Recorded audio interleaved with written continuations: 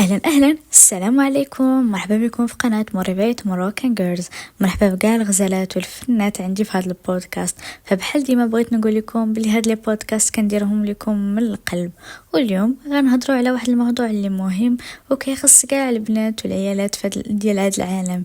فالموضوع ديال اليوم هو على الشعر، كيفاش نتهلاو في شعراتنا، وغنعطيكم معلومات يعني مهمه وتفاصيل على كل نوع ديال الشعر. فتبعوا معايا باش تستافدوا وخذوا قرار باش تهلاو في شعركم وتبداو واحد لا روتين، واخا غير مره واحده في السيمانه. ولكن قبل بغيت نقول لاي بنت كتسمع هذا البودكاست بلي انت غزاله وفنه وزوينه بشعرك كيما بغى يكون النوعيه ديالو، يكون ستريت ويفي كيرلي كويلي، كل وحده مميزه على الاخرى وحتى وحده ما احسن من الاخرى، حين ربي خلقنا باحسن صوره وميزنا يعني على بعضياتنا. وكونوا على يقين ان الحلاوه ديالك يعني في طبيعتك. الو باش نتهلاو في شعرنا ويبان صحي خاص نعرفوا النوعيه ديالو نتهلاو فيه كما يستحق. بقاو معايا حتى الاخير باش تعرفوا النوعيه ديال المساميه والزغبه ديالكم باش تعرفوا كيفاش تهلاو فيها.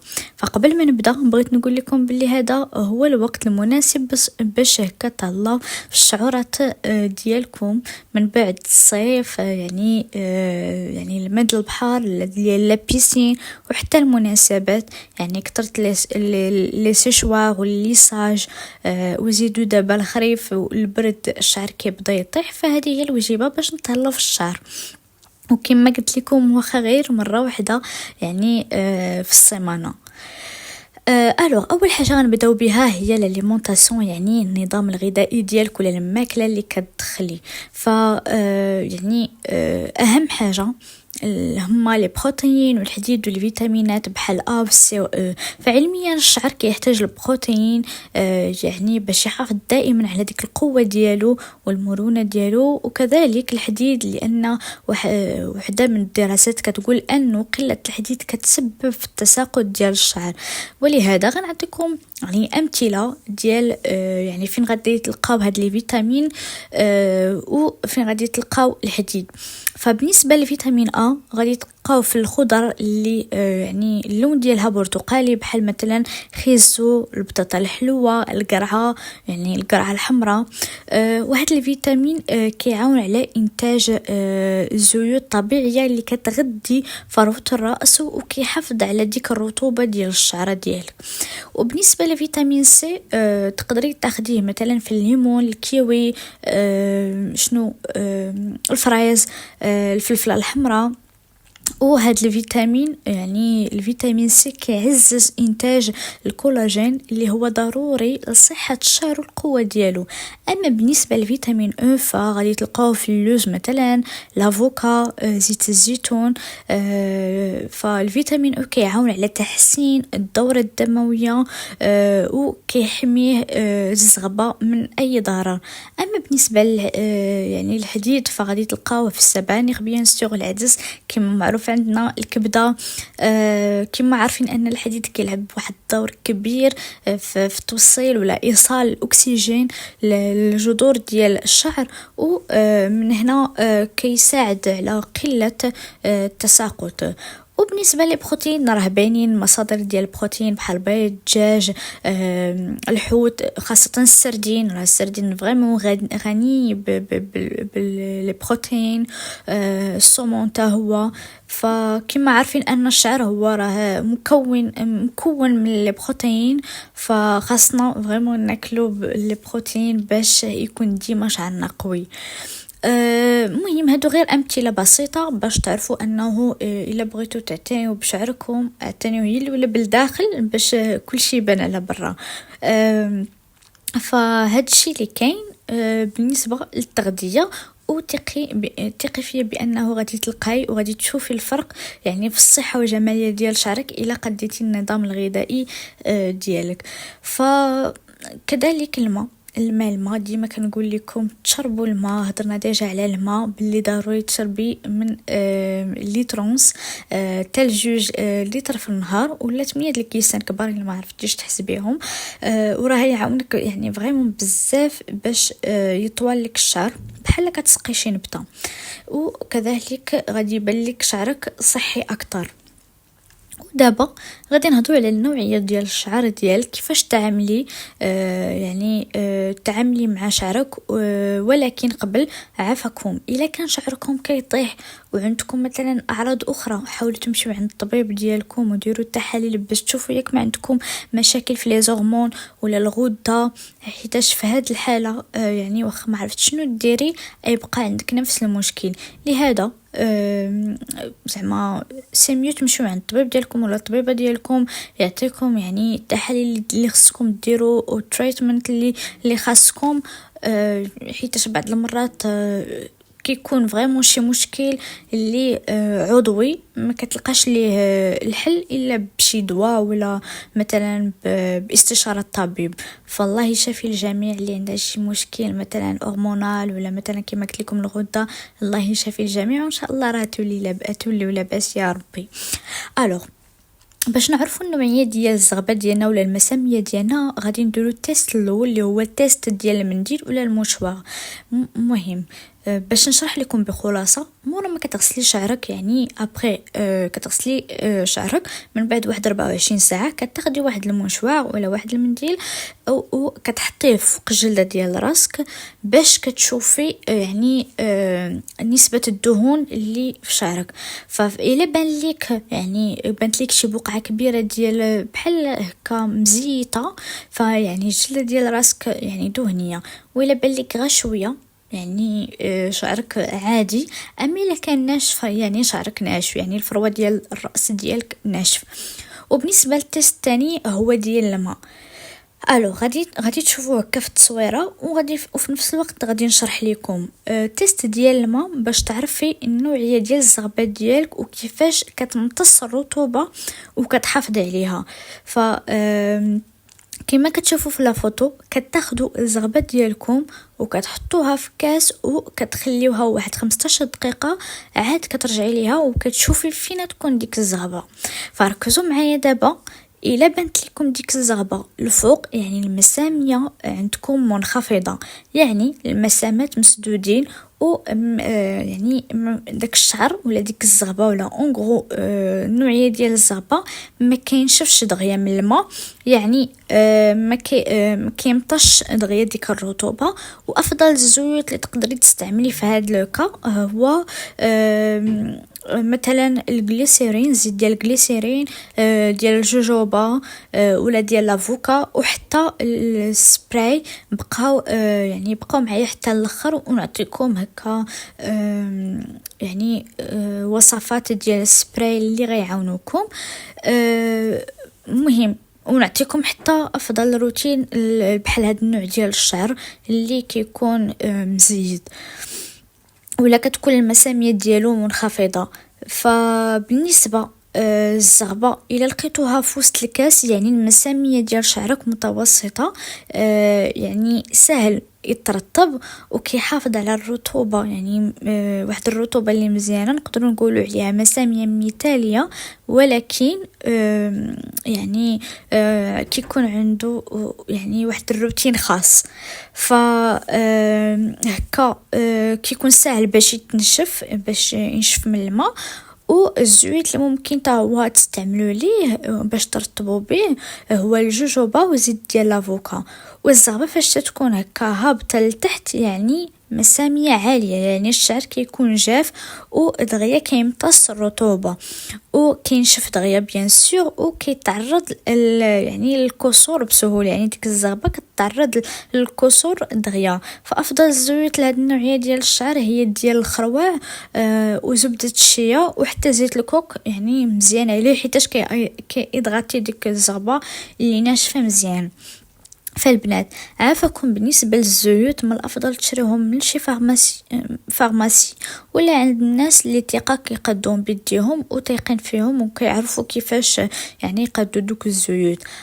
دابا مورا ما عرفتي النوعيه ديال الشعر ديالك، اجي نشوفوا كيفاش تغسليه ولا باش تغسليه.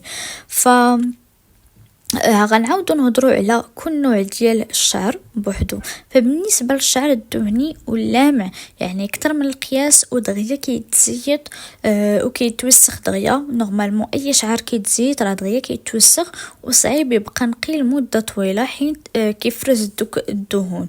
اما الشعر اللي جاف ولا كيكون يعني شويه بات ودغيا كيتقصف ودغيا يعني هكا كيتشبك.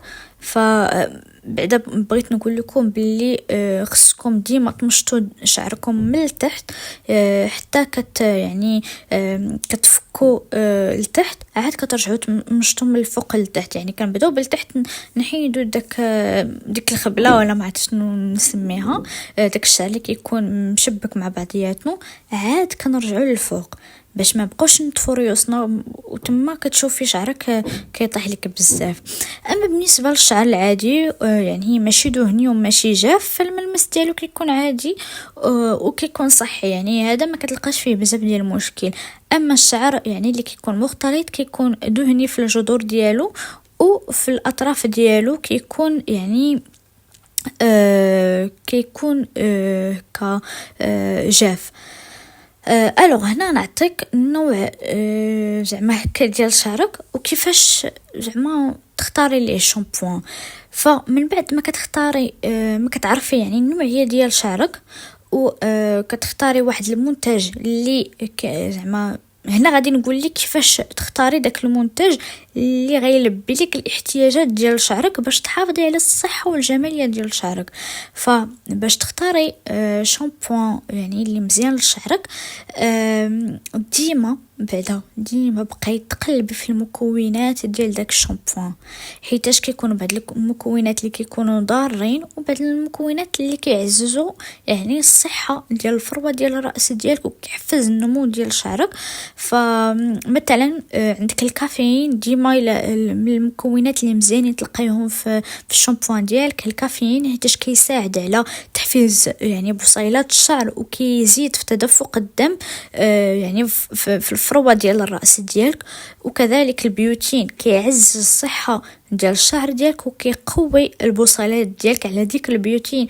المهم الى لقيتو شي كومبليمون هكا ديال البيوتين ولكن طبعا باستشاره الطبيب خذوه حيتاش كيعاون يعني في تقويه الشعر. وكاين النياسين حتى هو كيعاون على تحسين الدورة الدموية. يعني هاد ثلاثة ديال المكونات ديما قلبوا الشامبوان اللي غتشريو الا لقيتوهم راه مزيانين. وعندكم حتى الارغان وزيت الخروع يعني هادو واحد جوج مكونات اللي زوينين تلقاوهم في الشامبوان ديالكم حيتاش كيعاونوا على ترطيب ديال الفروه ديال الراس وكيقللوا يعني من داك الكسر والتساقط ديال الشعر. وكذلك واحد النقطة الناس اللي عندهم يعني هكا ديك القشرة حاولوا تستشروا اولا الطبيب ديالكم يعني تشوفوا شي طبيب ديال الجلد ديرماتو. سينون خذوا واحد يعني تمشوا لا فارماسي وخذوا شامبوان اللي كيخص هكا يعني يكون شامبوان طبي اللي غيعاونكم على زعما ديك القشرة. اما المكونات اللي ما خصكمش يعني الا شفتوهم انا الا شفتهم ما غاديش نشري داك الشامبوان. يعني تجنبي دوك المكونات حيت فريمون ضارين. وان شاء الله يعني مع الوقت غنحاول ندير لكم هكا فيديو على معلومات على المكونات يعني في المنتوجات اللي يعني غتقداوهم ما خصوش يكونوا فيهم فهمتوا دوك المكونات اللي ضارين و ما مزيانينش. فهاد المكونات كيضروا بالفروه ديال الراس ديالك وكيزيدوا من التساقط ديالهم. لهذا غنعاود نقول لكم هاد المكونات اللي غنقولهم فاش تشوفوهم في شي شامبوان ديالكم تجنبوهم ما تستعملوهمش ما تشريوهمش. اولا الكبريتات يمكن هاد الكبريتات فريمون يكونوا قاسيين على شعركم ويسببوا لكم واحد الجفاف في الفروه ديال الشعر ديالكم وفي الزغبه ديالكم بنفسها. والسيليكون هو اصلا كيسد لكم المسام ديال الفروه ديالكم مما كيخلي ديك الزغبه دغيا فريمون كتولي ثقيله وكتولي خايبه. والبارابين فانتم عارفين البارابين هو من مواد الحافظه اللي كيسبب في تهيج ديال الفروه ديال الراس ديالك.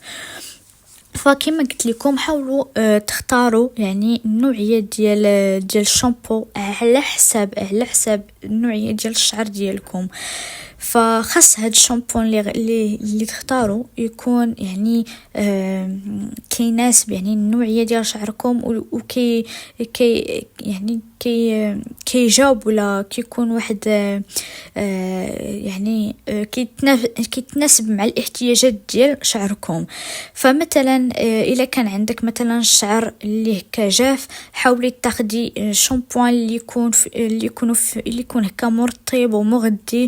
ولا كان عندك شعر اللي هكا دهني، اختاري شامبوان اللي غيعاونك تحكمي في دوك الزيوت بلا ما تنشفي الفروه ديال الراس ديالك، يعني ما توصلش لذاك النيفو اللي تمرضي فيه الجلد ديالك. فنعطيكم واحد الحاجه اللي فريمون انا دايرها يعني عن تجربه، وغادي تقلل لكم يعني من التساقط ديال الشعر، وكذلك يعني غادي تشوفوا واحد الفوليوم زوين في شعركم. الشامبوان ديالي كناخدو كندير فيه واحد العود ديال القرفه وحبات ديال القرنفل، كديروه هكا في القريعه ديالكم وكتقلبوها وكتخليوها حتى كتبغيو كتغسلوا به. فريمون ما كتكونش شي ريحه، حيت اصلا داك الريحه ديال الشامبو كيكون غالب و كيعطي واحد كما قلت لكم ريحه زوينه وتشعركم كيولي صحي اكثر. فبالنسبه للشعر حاولوا تغسلوا شعركم يعني بانتظام، ماشي يعني بشكل مفرط. فبالنسبه فاش كتغسلي شعرك بزاف، فهنا كتحيدي دوك الزيوت الطبيعيه اللي كتحافظ على الصحه ديال شعرك. وبالنسبه للشعر الجاف يكفي انكم كتغسلوا شعركم 2 المرات و 3 المرات يعني عند الضروره. اما الشعر الدهني فهو على حسب، كما قلت لكم داك الشعر الدهني كيشد الوسخ دغيا، يعني الانسان هو اللي غيعرف شحال من مره. طبعا ماشي يوميا، مثلا تقدروا كاع نهاريا نهار لا. و يعني فاش تكونوا كدوشوا حاولوا ديما تستعملوه يعني الماء اللي يكون اش كيقولوا ليه يكون يعني ما سخون ما بارد بين وبين، باش هكا تفادي انه تخلي شعرك ينشف، حيت الماء السخون كينشف الشعر. وكاع يقدر مثلا بالنسبه للناس اللي عندهم يعني الزغبه ولا شعر دهني، داك المسخون كيزيد ليهم في دوك الافرازات ديال الزيوت، يعني كيكون عندك يعني افرازات ديال الزيوت زائده. اما بالنسبه لشعركم فاش تبغيو هكا تنشفوه، حاولوا هكا تستعملوا شي فوطه هكا تنشفوا بها، يعني ماشي تبقاي تحكي تفركي شعرك، غير حطيه فوق راسك وخليه تو كان ينشف، ولا تلقيه تو كان ينشف. سينو الا كان عندك شي داك السيشوار ديري غير كدرجه حراره اللي تكون يعني عاديه ونشفي به، يعني هادشي اللي غادي ديري. ودابا بغيت نقول لكم وصلنا للروتين اللي قلت لكم اللي تقدروا ديروه، يعني واخا غير مره واحده في الاسبوع ولا في السيمانه، يعني وحيدوا عليكم العجز. اول حاجه ديروا ديك القرفه والقرنفل اللي قلت لكم في الشامبوان ديالكم، وشريو هكا شي ديميلور. الو بالنسبه للطريقه الصحيحه باش تغسلي شعرك هي انه كتاخدي شويه ديال الشامبوان كديريه في شي سطيله صغيره وكتخففيه بالماء، ماشي غير ديري الشامبوان نيشان لشعرك ومن بعد كتغسليه و يعني بلا ما توصلي كتغسلي غير الفروه ديال الراس ديالك. كديري هاد الطريقه جوج المرات. اما الاطراف ديالك حاولي ديما ديري لهم داك البلسم كما كيقولوا ليه ولا الديميلور غير الاطراف ديال شعرك، باش هكا زعما ما تنشفي، زعما ما تزيديش تنشفي الاطراف ديال شعرك. تاني نصيحه ولا تاني حاجه اللي حاولوا تدخلها في الروتين ديالكم، واخا مره واحده في الاسبوع ديروها وردوا عليا، وهاد الوصفه عاونتني بزاف. الو تاخذوا زيت الزيتون ياك ولا ديك الزيت العادي ديال الطياب، ولا ديروا نص ماشي مشكل. غادي ديروها في واحد القرعه يعني ديال الزاج، غادي تاخذوا واحد الفلفله حلوه غادي تقطعوها وغادي تقطعوها هكا طريفات صغار، وغادي تاخذوا واحد 3 ديال الفصوص ديال الثومه ولا 4 وقطعوهم هكا ولا غير بجغوا عليهم، ولكن خليو فيهم دوك القشور ديالهم راهم هما مفيدين بزاف. وزيدوا شويه ديال زريعه الكتان ولكن غير شويه، وزيدوا حتى داك الحبه السوداء غير حتى هي، وحطوهم في حمام مريم واحد 5 دقائق. فمورا ما كتخليوهم هكا واحد 5 دقائق كيسخنوا، خليهم حتى يبردوا، ديروهم في ديك الزاج ديالكم، القرعه ديال الزاج، وخليهم واحد السمانه. واختاري مثلا انا بحال مثلا انا لاغوتي اللي كندير نهار السبت كندير هذا الشيء كامل. نهار السبت غادي نبقى نشكك به راسي. ديري ديك الزويته ديالك اللي قديتي لشعرك وخليها غير 30 دقيقه قبل ما تدخلي تدوشي. ما تخليهاش بزاف، 30 دقيقه يكفي، ولا 45 دقيقه ماشي حتى ساعه. 30 دقيقه ديالك بركه عليك.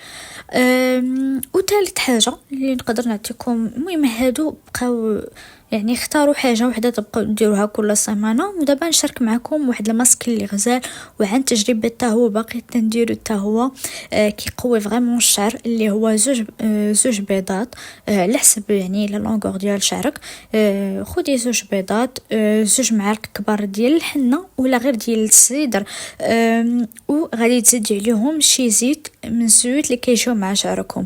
انا صراحه كناخذ من الزيت اللي قلت لكم ديال الفلفله اللي كنكون قديتها انا، هي اللي كنزيد منها واحد المعلقه وكنخلط داك الخير وكنابليكي على شعري. وتا هو من الافضل انك ديري غير 30 دقيقه على شعرك ولا 45 دقيقه قبل ما تدخلي تدوشي. رابع حاجه ولا رابع وصفه هي السبراي.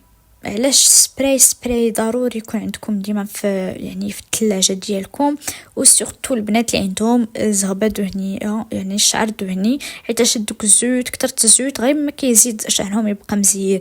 سكيف احسن حاجه تقدروا تستعملوها هما سبراي، ولا البنات اللي عندهم الفروه ديال الشعر دهنيه. اول حاجه غادي ديريها، غادي تمشي عند اقرب عطار ولا اقرب بلاصه اللي كيبيعوا فيها بحال هاد المواد. غادي تاخدي قريعه اللي تكون ديال سبراي، يعني تكون ديال البخاخ. غادي تاخدي بعدا واحد يعني شري هذيك القريعه تكون عندك. غادي تاخدي واحد الكاسرونه، كيقولوا كاسرونه ديري فيها داك الكركدي، عقلوا عليها. كتاخدوا شويه ديال الكركدي، شويه ديال الزعتر، حبه السوداء، شويه ديال ديك زريعه الكتان ماشي بزاف باش ما يتقلش لينا ديك لا تيكستور ديال السبراي ديالنا، بغينا غير شويه منها. والقرنفل نديروهم يغليو مزيان، وطفيو عليهم، ومن بعد خليهم تبردوا. ديروهم في ديك القرعه ديال السبراي اللي قلت لكم تشريوها. يعني ديما تستعملوها على شعركم بش بش بش وخليوها في الثلاجه هكا ديما، يعني كتكون بارده ومنعشه. بقاو تستعملوها وثيقوا بيا، يعني من اول تجربه غيبان لكم شعركم هكا صحي وهكا كيبان زوين وكلين، فهمتوا؟ وحتى الريحه ديالو زوينه. شوفوا البنات، الا ما قدرتوش ديروا هذه الوصفه، يعني الكركدي وزريعه الكتان وشنو قلت لكم باقي، الحبه السوداء وشويه ديال سميتو، تقدروا ديروا غير الماء ديال القرنفل غليوه وديروه كسبراي، وراه ريحته زوينه في الشعر. فما تنساوش ديما ديروا هكا. حتى المساج لريوسكم بقاو تقلبوا على لي ماساج اللي كيعاونوا على يعني باش تحرك ديك الدوره الدمويه في شعركم في راسكم يا ربي، باش تحفزوها اكثر، وباش تعاونكم على تطويل الشعر. المهم اخر نصيحه اللي نقدر نعطيكم البنات هي الليساج والسشوارات والبروتين والطانين ولا ما عرفتش كيقولوا له الكيراتين، داكشي كامل ايفيتي، عافاكم تفاداو داكشي. انت دابا خاصك تعالجي شعرك، خدي قرار مع راسك باش تهلاي فيه وقويه. يعني بغيتي تصايبيه مثلا مره في شحال، ماشي كل سيمانه تحرقي بالبلاك ولا بالسيشوار ولا ما عرفت شنو. كنتي كنتي في الدار مثلا خليه مطلوق ولا ديري ليه ضفيره، وحتى فاش تكوني مثلا غادي تنعسي ديري ليه شي ضفيره كتكون خفيفه. يعني اي حاجه بغيتي تشوفي ليها يعني نتيجه حاولي تهلاي. يعني بغيتي تشوفي شي نتيجه زوينه في شعرك حاولي تهلاي فيه. والمداومه وواحد المده، وقلت لكم واخا غير مره في السيمانه غادي تشوفي فرق كبير في شعرك. فهاد الشيء اللي كاين. وبغيت نقول واحد النقطه غنرجع ليها بالنسبه للبلان ديال البروتين وداكشي دوك اللي راه كيخرجوا على الشعر كيطيحوه و كيديروا واحد القشره اللي انا الناس عن تجربه عرفتهم. بنات صحاباتي اللي عرفت داروا داك البروتين خرج لهم فريمون على شعرهم مع الاسف. ولكن كنتمنى يعني البنات اللي مازال ما داروه مثلا كيفكروا كنتمنى تفاداو هذا الامر، تهلاو في شعركم. ديروا ليه هكا يعني راه كاين بزاف ديال الطرق زوينين باش تهلاو في شعركم ولا تقادوه بشي طريقه اللي زوينه. راه ماشي بالضروره الشعر يكون ديما يعني رطب ملس طايح تحت. ما يمكنش كلشي يكون عنده شعر بحال هكا. كوني مميزه بالطريقه ديالك تهلاي في شعرك، ديري نشاطات ديالك زوينين وشوفي وتلقيه يعني كان كورلي كما قلت لكم كما بغا ويفي تلقيه راه تا هو زوين وحتى في الشوفه زوين. الا كان صح وتهليتي فيه راه غيبان غزال. المهم ما نكثرش الهضره، نتوما راه بحال خواتاتي. كنتمنى لكم كل خير وكنتمنى تكونوا تستفدتوا معايا في هاد البودكاست وتهلاو ليا في صحتكم وشعوراتكم. واللي عندها شي سؤال ولا اي راي تخلي لي في كومنتير. كالعاده بارطاجيو هاد الفيديو مع صحباتكم وخواتاتكم وموتيفو بعضياتكم وتحدوا بعضياتكم باش تهلاو في شعركم. فبسلامه وتهلاو ليا في راسكم والسلام عليكم.